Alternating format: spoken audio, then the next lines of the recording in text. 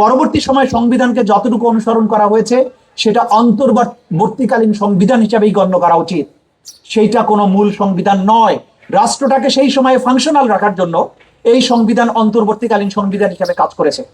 পরবর্তীতে জনগণের সকল দল মতের অংশগ্রহণের যে জুলাই সনদ, সেটাই আসলে প্রকৃত সংবিধান হিসেবে গণ্য করতে হবে। এবং গণভোটের মধ্য দিয়ে সেই জিনিসটাকে কিন্তু বৈধতা দেওয়া হয়েছে। এরপরে এইটা নিয়ে কোনো তর্ক চলতে পারে না, চলা উচিত নয়। আমি বুঝি না এইসব ধারা উপধারা উল্লেখ করে কি বলতে চান আপনারা? জুলাইকে অস্বীকার করতে চান? কিছু হয়নি জুলাই?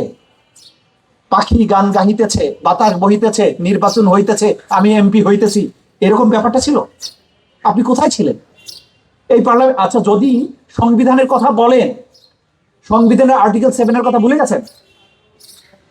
একটা নির্বাচিত সরকার, আপনার ভাষায়, কনস্টিটিউশনের ভাষায়, যদি উৎখাত করে মিছিল করে 5ই আগস্টে সবাই তখন রাষ্ট্রদ্রোহী, নির্বাচিত সরকারকে উত্থানের দায়ে। প্রত্যেক জুলাই বিপ্লবী ছাত্র জনতা সবাই, বাংলাদেশের যত কোটি মানুষ আছে আওয়ামী লীগ ছাড়া, প্রত্যেকেই তখন রাষ্ট্রদ্রোহী, প্রত্যেকের ফাঁসি হবে। আর এই আন্দোলনের মাধ্যমে নির্বাচিত সরকার হটিয়ে নতুন নির্বাচন করে যারা ক্ষমতায় গিয়েছে, যারা বিরোধী দল হয়েছে, যারা ভোট দিয়েছে, প্রত্যেকেই রাষ্ট্রদ্রোহী হওয়ার কথা। কিসের ব্যাখ্যা দেন আমাদেরকে? আবার বলেন রোমান্টিসিজম। আপনারা কোথাকার কোন কুতুব হয়ে গেছেন আমি তো বুঝি না। যে তরুণেরা রক্ত দিয়ে মুক্তি দিল, তাদের বিপ্লবকে বলছেন রোমান্টিসিজম, তাদেরকে বলছেন আবেগ।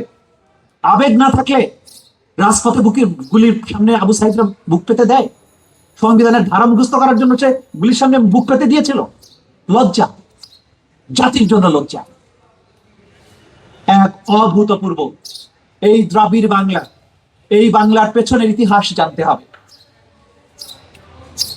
পাল বংশ, সেন বংশ, গুপ্ত বংশ, মৌর্য বংশ, এরপরে বাংলায় মুসলিমদের আগমন, সুবে বাংলা, কিভাবে ধাপে ধাপে বাংলা এই পর্যায়ে এসেছে।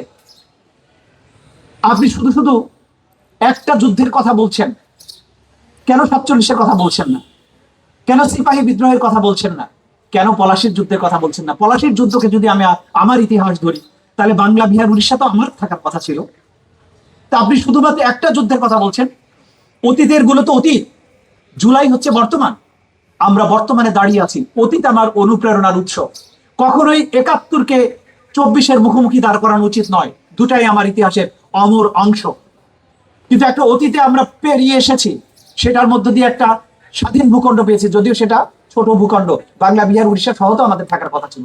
একটা পর্যায়ে এসেছি, কিন্তু সেটাকে ফাংশনাল করার জন্য আজকের বর্তমান হচ্ছে জুলাই।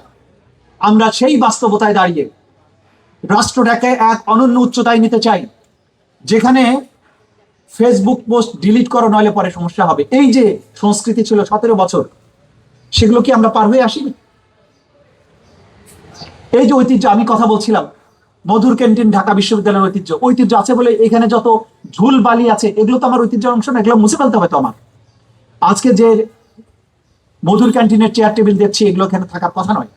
এগুলো আধুনিক স্বাদে সজ্জিত হওয়া উচিত। 20 শতাব্দীর শেষের দিকে যাচ্ছি। দুনিয়ার ইউনিভার্সিটিগুলোতে দেখেন তারা কোন জায়গায় আছে। আমি এখনো 60-এর দশকের চেয়ার টেবিল নিয়ে গর্ব করছি, এটা আমার ঐতিহ্যের অংশ নয়। এই ঐতিহ্য অবশ্যই, কিন্তু এখন এটা আধুনিক হওয়ার সময় এসেছে। পেছনের কথা বলার আর সময় নেই। আমরা এই রাষ্ট্রকে দেখতে চাই ভয়হীন। কেউ গুম হয়ে যাবে না। আপনি গুমের আইনটা বাতিল করে দিন, তার মানে কি ভবিষ্যতে গুম করা বৈধ? বলছেন আপনারা নতুন করে আইন করবেন, কই করছেন না তো। যে অন্তর্বর্তীকালীন সরকার যে আইনটা করেছিল, সেই আইনটা তো আজকে আপনাদের ক্যাবিনেটের 2 জন মন্ত্রী সেই সময় ওই ক্যাবিনেটের সদস্য ছিলেন, তারা মিলে করেছিলেন। তো তারা কেন, তারা আপনার দৃষ্টিতে যদি তারা ভুল করে থাকেন, তাদেরকে ক্যাবিনেট থেকে তাহলে চলে যাওয়া উচিত। তারা মিলেই তো এগুলো করেছিলেন, ভুলে গেলেন কেন?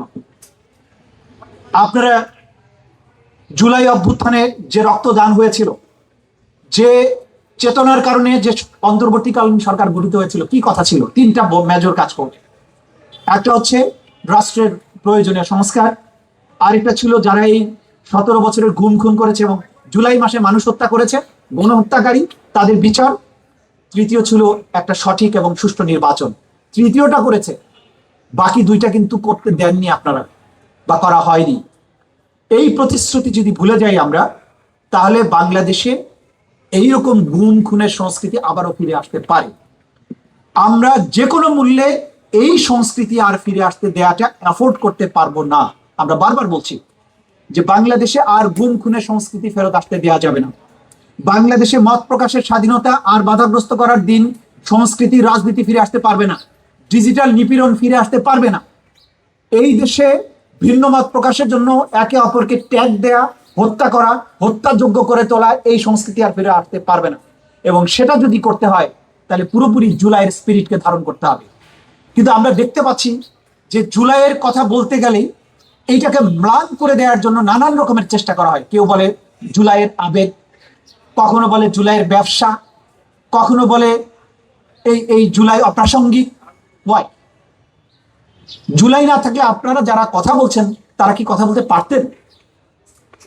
এটার অর্থ কি এইরকম যে এই জুলাই যেহেতু তরুণদের নেতৃত্বে হয়েছিল সুতরাং আমরা তাদের অবদানকে স্বীকার করি না? এটা তো হওয়া উচিত নয়। সম্মিলিতভাবে এই জাতি যে রক্তক্ষয়ী প্রচেষ্টার মধ্য দিয়ে আজকের এই পর্যায়ে এসেছে, এই তরুণদের আত্মদানকে যদি স্বীকার করা না হয়, মর্যাদা দেয়া না হয়, তাদের স্বপ্নকে বাস্তবায়ন না করা হয়, তাহলে ভবিষ্যতে এই জাতিকে রক্ষা করার জন্য কিন্তু কেউ আর বুক চিতিয়ে দাঁড়াবে না, এটা মনে রাখতে হবে।